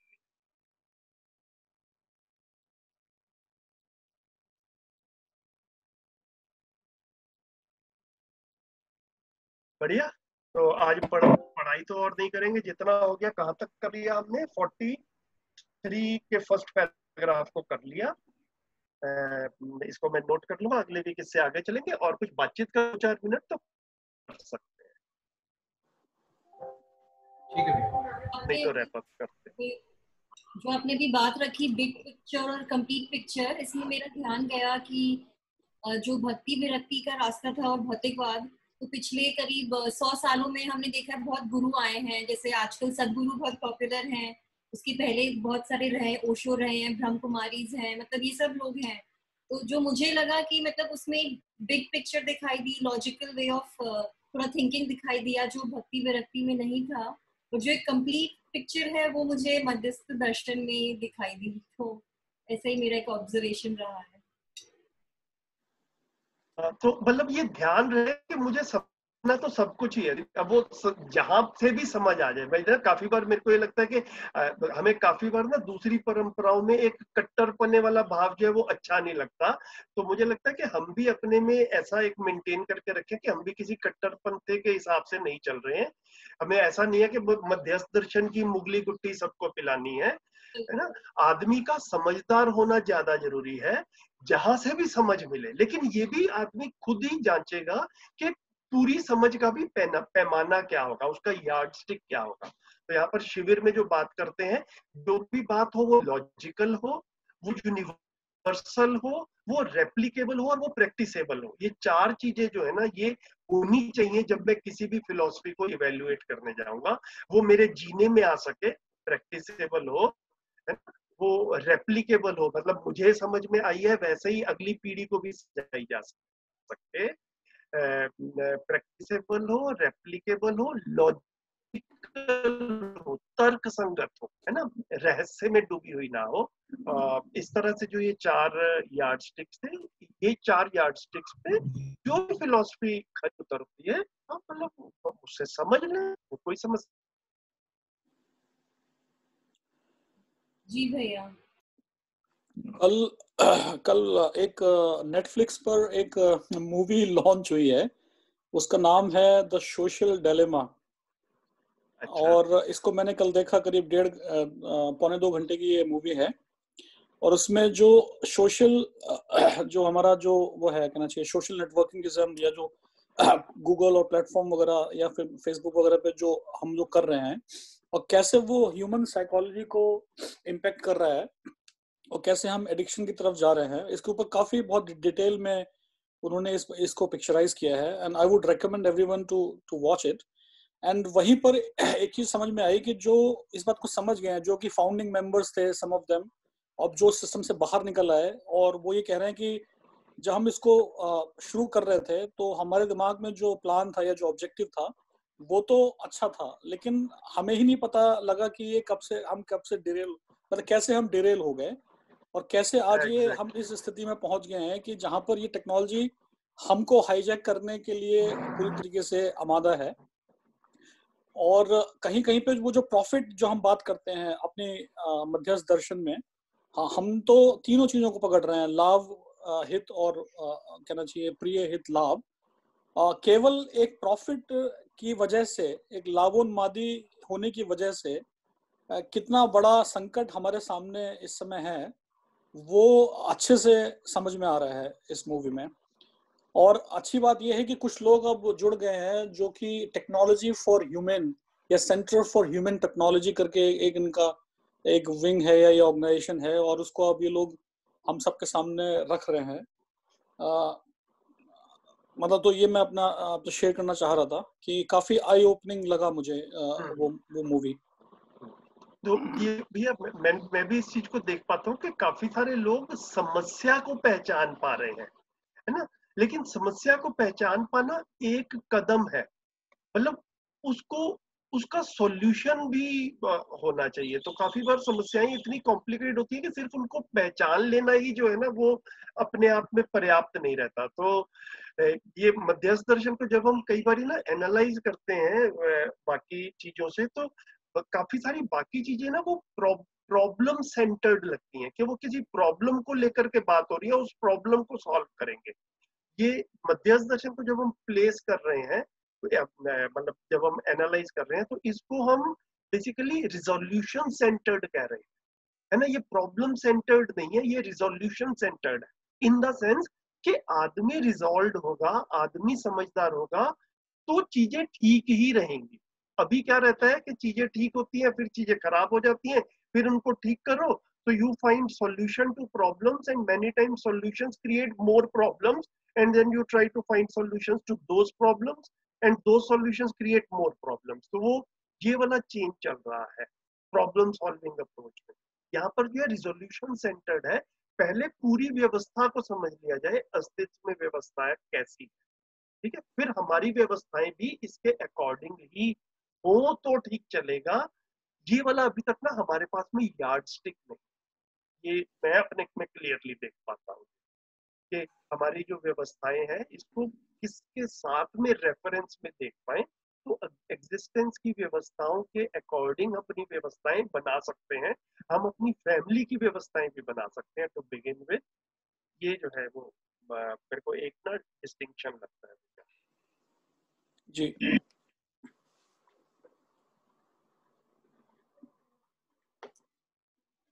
ठीक है भैया, समाचार हो गए हैं तो आज का वाइंड अप करते हैं। जी धन्यवाद भैया। धन्यवाद सबको। Thank you. थैंक यू जी। Thank you. Bye bye. Thank you जी, धन्यवाद। Thank you ji.